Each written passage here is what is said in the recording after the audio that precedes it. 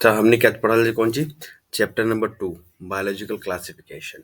द last chapter हमने देख लेनी है जा डाइवर्सिटी इन लिविंग वर्ल्ड।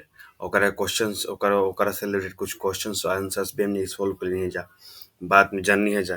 तो अब हमने के पढ़ल जी द बायोलॉजिकल क्लासिफिकेशन। दैट मीन्स कि बायोलॉजिकल क्लासिफिकेशन जो हमने के धरती पे जितना सारा ऑर्गेनिजम्स बना living organism including plants, bacteria, virus, मतलब ऑल माइक्रोब्स, एनिमल्स, जो भी मतलब लाइफ एनिमल्स रहेंगे सबको क्या करना है कि क्लासिफिकेशन कर देना है। तो कैसे क्लासिफिकेशन हो भाई? तो एकरा खातिर शुरुआत के लिए रहे का बात रहे। तो कुछ क्लासिफिकेशन करे के होखो ना तो ओकरा में कुछ क्राइटेरिया होखेला। का होखेला? कुछ क्राइटेरिया होला। क्राइटेरिया मतलब कुछ तो आधार बनाए पड़ना कौन हिसाब से हमके अलग अलग करब भाई। बड़े बड़े रहिए तो 4 गो जानवर वाली ई बतिया हमने ऑलरेडी डिस्कस करे रहे। तकरा में का बा कि जैसे ही सिविलाइजेशन शुरू भइल माने मानव सभ्यता या अलग मानव सभ्यता जब आइल तो ओकरा में का होगल बहुत सारा तरीका शुरू लोग कइल कि भाई के तरह हमनी केतना लिविंग ऑर्गेनिज्म ओकर कैसे संचय कर रखल जाइ, के तरह ओने से कोनो काम लिहल जाइ, कैसे जानल जाइ ओकर नाम का ह। है ना? तो एकरा करे खातिर अलग-अलग क्राइटेरिया इस्तेमाल कइल गइल जैसे कि scientific but born out of need to some organism for our own use. अच्छा, तो जैसे कि हमनी के एकनी के इस तरह के क्लासिफिकेशन शुरुआत कर रही पहले-पहले। हमने ऑलरेडी चर्चा कर लेली मेरी बात में कि पहले ऐसे क्लासिफिकेशन शुरू भइल रहे कि भाई ऑर्गेनिज्म जौन उनके आस-पास बात के तरह उ हमनी के इस्तेमाल कइल जी, के तरह ना कइल एकर हिसाब से आधार ई रहे, क्राइटेरिया रहे क्लासिफिकेशन के। लेकिन साइंटिफिक ना रहे, है ना? पर कैसे रहे उ? साइंटिफिक क्लासिफिकेशन ना रहे, कैसन रहे? नीड के अनुसार रहे। कैसन रहे? नीड के अनुसार कि कैसन आवश्यकता बा ओकर हिसाब से ऑर्गेनिज्म को पहले क्लासिफाई कर देल गेल रहे। का-का कर देले भाई के तरह आधार रहे ओकर। तो रोटी हो गइल और रोटी और मकान और कपड़ा। तो ये एकरा के बड़ा सही तरीका से कहल जाई तो रोटी, कपड़ा, मकान के आधार पे क्लासिफाई कइल गइल रहे पूरा ऑर्गेनिज्म कि भाई हई ऑर्गेनिज्म रोटी में काम आ जाई। हई ऑर्गेनिज्म जौन कि एकरा से कपड़ा बन सकता। ऐसे हमनी ऐसे घर बनावे में मदद कर देल ई सब चीज़ बा। तो पहिला जौन व्यक्ति रहे क्लासिफिकेशन शुरुआत कइले तनी साइंटिफिक तरीका से उ भैया रहलन के उ रहलन एरिस्टोटल। तो ई पूरा टोटलिया गए रहलन। ई जहाँ देखबो उहे मिलिहे बाबू। ऐसन बात नइखे। ऐसन मतलब कि कैसे मिल जइहे? एरिस्टोटल के हर क्षेत्र में यही बात बाबू के तो हम देखबे करबो लोग, है ना? वो जमाना के बहुत बढ़िया फिलोसोफर रहलन। जौन चीज कहले इनकरा के साइंटिस्ट, फिलोसोफर, हाँ ना, इकोनॉमिस्ट, बहुत चीज रहना ई। तो ई पहला बार अटेम्प्ट करे का करे खातिर क्लासिफिकेशन करे खातिर कौन चीज भैया? तो ये अटेम्प्ट करे रहलन साइंटिफिक बेसिस दे रहलन फॉर क्लासिंग खातिर पहला बार साइंटिफिक। ओकरा में उन्होंने उ का करलन कुछ आधार बनल कौन चीज के ज्यादातर ई प्लांट क्लासिफिकेशन बड़ा सुंदर से करे के कोशिश करे रहलन। ओकरा में उ कौन चीज आधार ले रहलन? सिंपल मॉर्फोलॉजी ले रहलन कि भैया मॉर्फोलॉजिकल कैरेक्टर्स के बारे में हमनी के जाने के बा। ओकर आधार पे हम प्लांट के क्लासिफाई कर देब ट्री में, श्रब में एंड हर्ब में। 3 गो ग्रुप में वो प्लांट के बाँट देना based on the simple morphology. Morphology के आधार पे यानी कि आकार के आधार पे, रूप, रंग, चेहरा के आधार पे 3 गो कैटेगरी में बाँट देले रहलन प्लांटवा के। नाम का रहल ट्री, श्रब एंड हर्ब। औरू का कर देलन उ भाई साहब? ही ऑल्सो डिवाइडेड एनिमल, खाली प्लांटवे के नाही एनिमलवो को डिवाइड कर देलन 2 गो ग्रुप में। कौन आधार पे?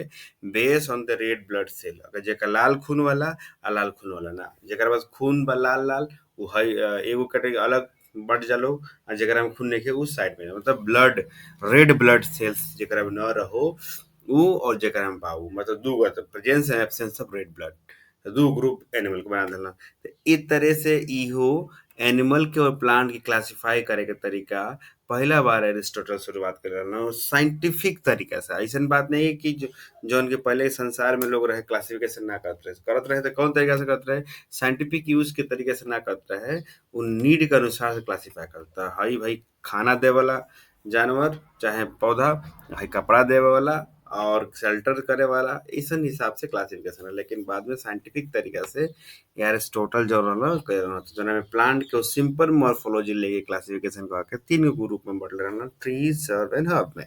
ओकर बाद में एनिमल के डिवाइड करलन 2 ग्रुप पे। आधार का रहल डिवाइड करे के? तो आधार ई रहल दोनों 2 ग्रुप में बांटे के कि ब्लड रेड ब्लड बा कि नइखे। अगर बा त ए ग्रुप, हई बी ग्रुप मतलब ऐसा क्लासिफिकेशन करना दू गो कैटेगरी बना देना, रेड ब्लड सेल वाला बिना रेड ब्लड सेल वाला।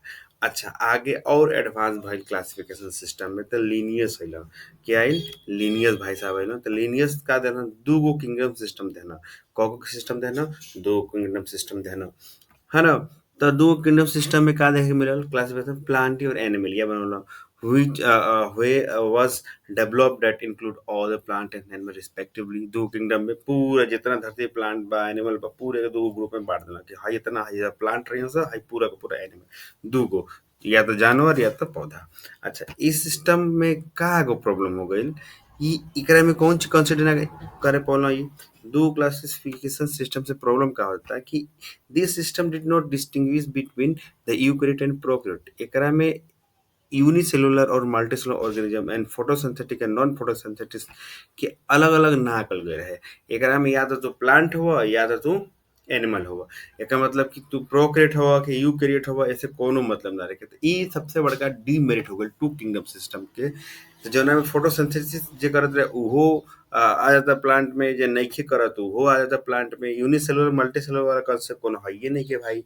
प्रोकैरियोट यूकैरियोट कोनो क्लासिफिकेशन नइखे। त क्लासिफिकेशन हमने कि ए त नइखे करत कि भाई बैठल बन जा चलो तो प्लांट के क्लासिफिकेशन करिहल जाला। क्लासिफिकेशन करे के मतलब ई बा कि ऐसन क्लासिफिकेशन करल जाओ कि एगो अगर हम नाम ले लेनी कुछ के तो ओकर पूरा विवरण जौन बा ना पूरा विवरण ओकर बारे में साइंटिफिक नॉलेज ओकर बारे में कब कहाँ कैसे पूरा जानकारी ओकर में होके चाहिए। तो ऐसे क्लासिफिकेशन लोग करला। ऐसे नहीं कि घरे बैठल बनी पढ़ल लिखल बानी कोनो काम नहीं करे चलो एगो काम करल जा कि क्लासिफिकेशन कर जा प्लांट के कि चलो हम प्लांट के पतई के आधार पर क्लासिफिक करते गोल गोल पतई, लामे लामे पतई, टेढ़े टेढ़े पतई, तो धीरे तीन गो पत्ता वाला पतई, है ना? तो ऐसन ऐसे आधार पे तू प्लांट के नाम करा जीबो तो वो मने बेकार हो गइल। अरे भाई तू क्लासिफिकेशन कर ऐसन कि जोना से मैक्सिमम इंफॉर्मेशन जौन बा ओकरा बारे में उहाँ उ रहो कंसीडर रहो। जौन कि एगो के बारे में बताई तो पूरा के चीजों करे में आ जाओ व्यवस्थित तरीका से कइल जाला एकरा के। तो का भइल कि दू किंगडम सिस्टम से ई चीजवा पूरा ना हो पाइल। अब दूगो में किंगडम में बांट देले या तो प्लांट में तो एनिमल में। तो ई चक्कर में का हो गइल कुछ जौन की फंजाई के दुनिया में रहे वो एनिमल में आ गइल, प्लांट में चल गइल, जे प्लांट में रहे वो एनिमल में चल गइल, है ना? तो क्लासिफिकेशन मतलब कि पूरा संतुष्टिजनक ना रहे, दू में होखबे ना करे। कुछ दिन तक चलल है बतिया दू किंगडम सिस्टम में या तो एनिमल कर देना प्लांट कर देना, ऐसे पूरा कंप्लीटली सेटलमेंट ना भइल।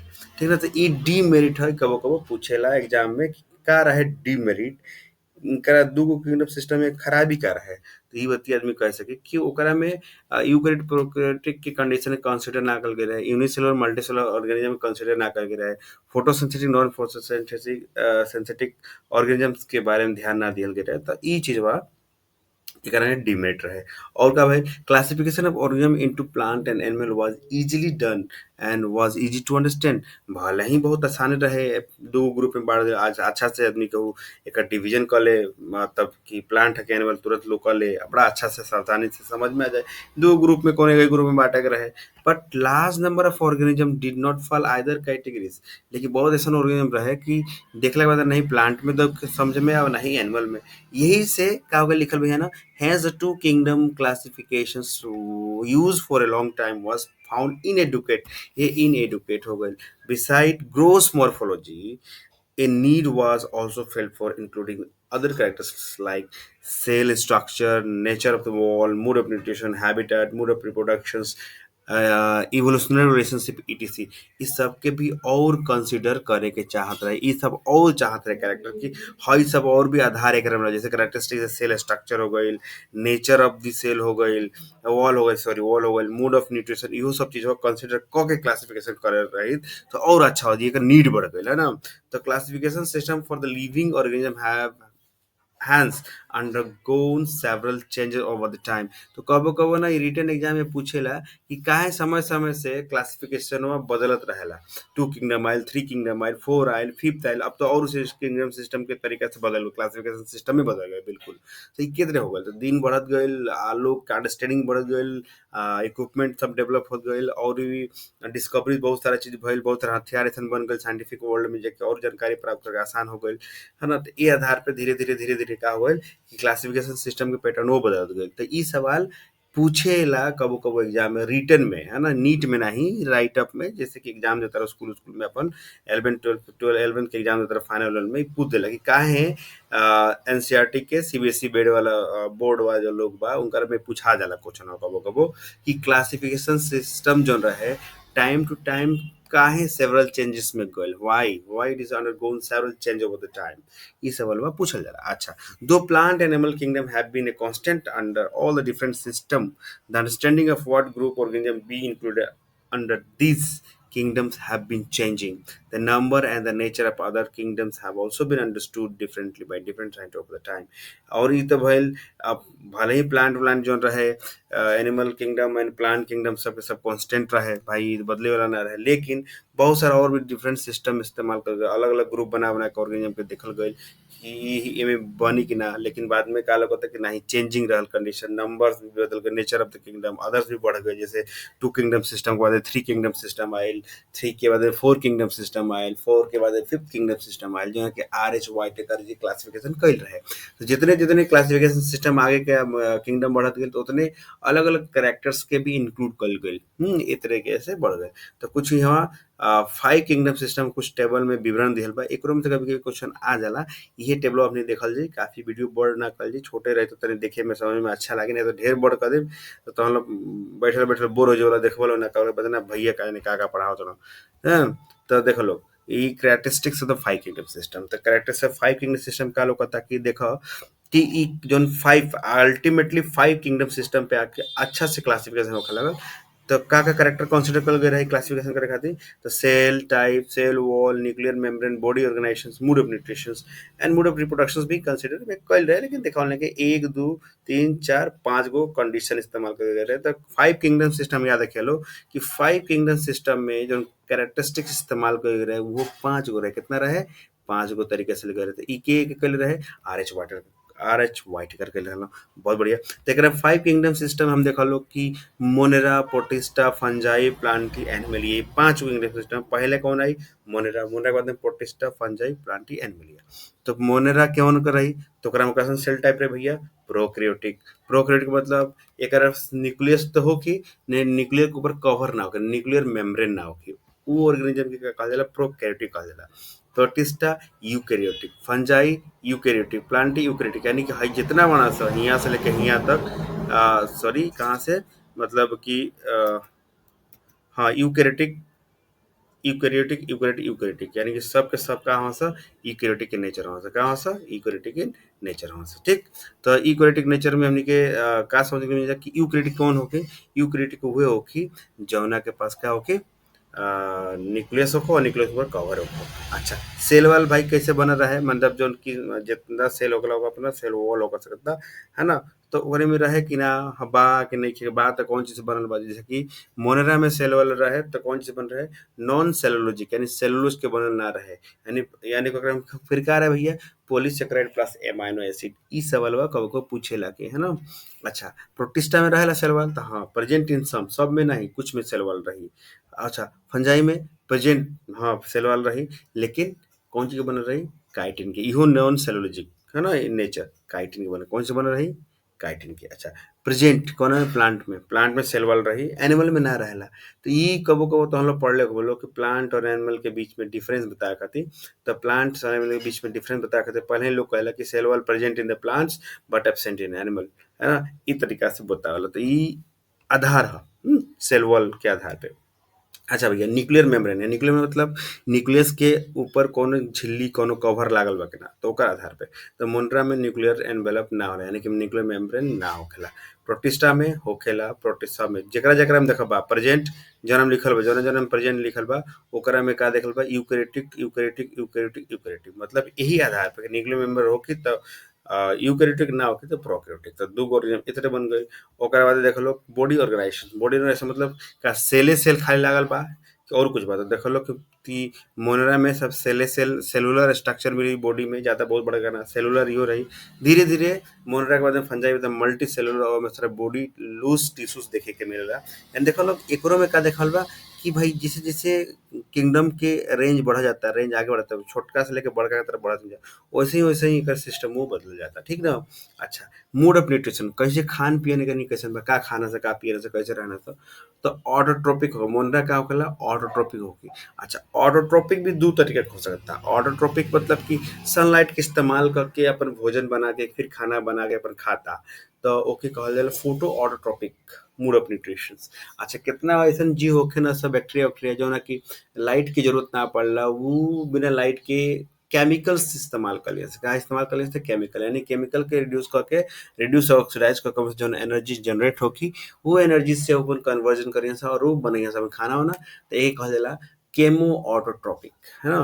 तो chemo synthetic and photo synthetic. अच्छा, इतने भर नहीं, ऑटोट्रोपिक के अलावा ई कुल हेटेरोट्रोपिको होने सा, जौन मोनरा किंगडम बा ओकरा में दोनों तरीके के मिलते हैं, हेटेरोट्रोपिको बड़ा से यानी कि सेप्रोफाइटिक और पैरासाइटिक। यार अच्छा, हेटेरोट्रोपिक्स में भी दो तरीके के बतावल गइल बा, सेप्रोफाइटिक और पैरासाइटिक। सेप्रोफाइटिक में सड़ल गलल मरल चीज पे उ ग्रो करके खाई पी जिंदा रही, और पैरासाइटिक मतलब केहू के ऊपर परजीवी, यानी कि परजीवी के रूप में, यानी कि उस और के शरीर पे चढ़ के ओहने से खाना लेई और ओकरा के हार्म करी, अपने फायदा में रही। अच्छा, ऑटोट्रोपिक, ऑटोट्रोपिक फोटोसिंथेटिक एंड हेटेरोट्रोपिक इ होके प्रोटिस्टा, ये ऑटोट्रोपिक होखे से का होना सा, ऑटोट्रोपिक फोटोसिंथेटिक और हेटेरोट्रोपिक दोनों होखे सा, ऑटोट्रोपिक हेटेरोट्रोपिक इ होखे सा। अच्छा, ओकर बाद तू फंजाई में अइबा तो फंजाई पूरा का पूरा कंप्लीट हेटेरोट्रोपिक मोड ऑफ न्यूट्रिशन शो करी, और प्लांट के तो देखो, प्लांट तो भाई ऑब्वियस सी बात बा, हमें ज्ञान नहीं ऑटोट्रोपिक के नेचर। और हेटेरोट्रोपिक एनिमल हो गए, एनिमल किंगडम में ज्यादा नहीं हेलो कैसे रहे हैं हेटेरोट्रोपिक।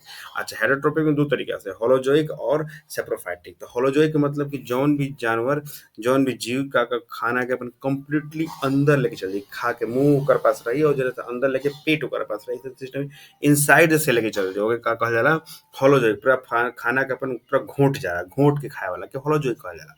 सेप्रोफाइटिक मतलब सड़ा गला चीज के ऊपर एनिमल चिपक कर रह अच्छा। तो इहे तो देखा लोग, इहे टेबलवा के बारे में चर्चा करो टेबल 2.1 में। तो R H O वाइटेकर 1969 proposed a five kingdom classifications. The kingdom defined by him were named Monera, Protista, fungi, plant and animalia. The main criteria for classification used by him include क्या का कौन से क्राइटेरिया इस्तेमाल करना है, ये पूछे एग्जाम में। सेल स्ट्रक्चर याद कर लिया लोग, body organisations, mode of nutritions, reproductions and phylogenetic relationship. Phylogenetic relationship यानी कि पूर्वज परदादा दादा से के कैसन रिश्ता बा, के कहाँ से आइल बा, ओकर एकरा बारे में जौन में डिस्कशन रहेला, ओके कहल जाला फाइलोजेनेटिक रिलेशनशिप। अच्छा, table 2.1 gives A comparative account of different categories the five kingdom system. Comparative study देखो ले कोना में बा, कोना में का नइखे, हमने घर टेबल ऊपर पढ़नी है जा, ई टेबल में अच्छा देखनी है जा कि कौन है ना टेबल है फाइव किंगडम सिस्टम वाला दिले कि मोनरा में का बा, प्रोटिस्टा में का बा, कंपैरेटिव हो गेल, केना में का बा, कोना में नइखे, डिफरेंट भी पता चल जाई और कंपैरिजन पता चल जाई, ठीक। तो आज हमनी के बस इतने रखल जाते जा, ओकर बाद कल हमनी के पढ़ल जाई नेक्स्ट वाला बात आई, तो ओकरा में एकरा में कुछ इंपॉर्टेंट क्वेश्चन है लाइनवा से, इतना पैराग्राफ से, यानी यहाँ से लेके थ्री डोमेन से लेके यहाँ तक हमनी जब पढ़ल जाई, तो एकरा में एगो क्वेश्चंस नीट के जरूर बन जाला, ठीक ना। तो एकरा के तना को वीडियो लागत अच्छा ना, तो तनी तनी से बता दलो कौन सा अच्छा लगता है, और कौन तना के बाद कौन टॉपिक तना के जाने के बाद भोजपुरी में वो बताओ लोग। हम एकदम विस्तार से कई गो लाइन पढ़ पढ़ के पूरा भोजपुरी में ट्रांसलेट कर दी, जैसे कि तुम लोग आराम से ओके याद रख पालो, पढ़ पालो, समझ पालो, अपन भाषा में पूरा बिल्कुल समझ पालो। ओकरा बाद कहीं भी पतंगा अपन गाड़ सकत है, उड़ा सकत है, पतंग उड़ा देवलो जिंदगी की, है ना। तो जौन चौकी हमके बताइए लोग, अच्छा लगबे करी, आगे धीरे धीरे सीरीज बनाओ चले, ठीक।